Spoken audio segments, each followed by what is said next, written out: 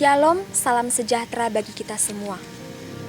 Saudara-saudari yang terkasih, cemburu, iri hati, dan dengki adalah suatu ungkapan perasaan kita ketika kita mengetahui orang lain memperoleh sesuatu yang tidak dapat kita peroleh.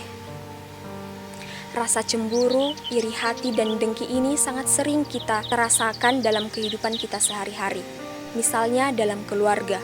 Seringkali kita berpikir bahwa orang tua kita memberikan kasih sayang yang lebih kepada saudara kita ataupun saudari kita di rumah. Sehingga kita merasa cemburu, kita merasa iri kepada saudara-saudari kita di rumah. Begitu pula dalam perumpamaan tentang anak yang hilang ini, yang tertulis dalam Injil Lukas 15 ayat 11-32.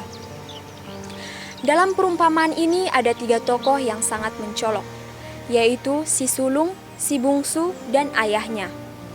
Si sulung yaitu seorang anak yang selalu melayani bapaknya, bekerja di ladang bapaknya, dan tidak sekalipun melanggar perintah dari bapaknya. Si bungsu yaitu anak yang pernah pergi dari rumah bapaknya, membawa harta bagian yang telah dimintanya dari bapaknya, dan menghabiskannya dengan berfoya-foya dan bersenang-senang dengan teman-temannya di tanah perantauan.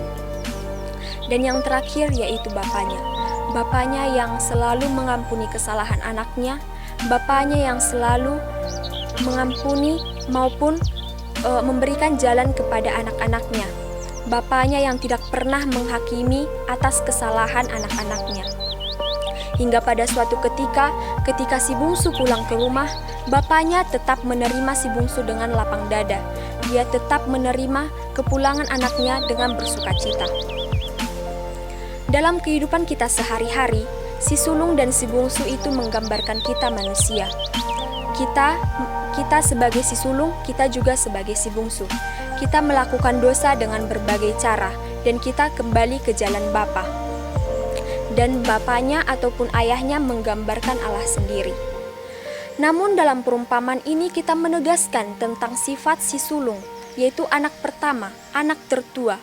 Walaupun telah dijelaskan bahwa si sulung melayani bapaknya, si sulung tidak pernah melanggar perintah bapaknya, namun si sulung ini memiliki rasa cemburu, memiliki rasa iri dan juga kemarahan yang terlihat dalam kata-katanya. Seperti yang telah tertulis dalam Alkitab bahwa si sulung ketika bapaknya keluar dari rumah untuk menemuinya, si sulung tidak ingin masuk. Dalam perkataannya, si sulung menunjukkan bahwa dia iri kepada saudaranya.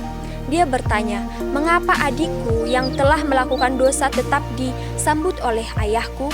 Namun aku yang telah lama melayani dia tidak pernah disambut ataupun melakukan pesta besar untuk bersukacita."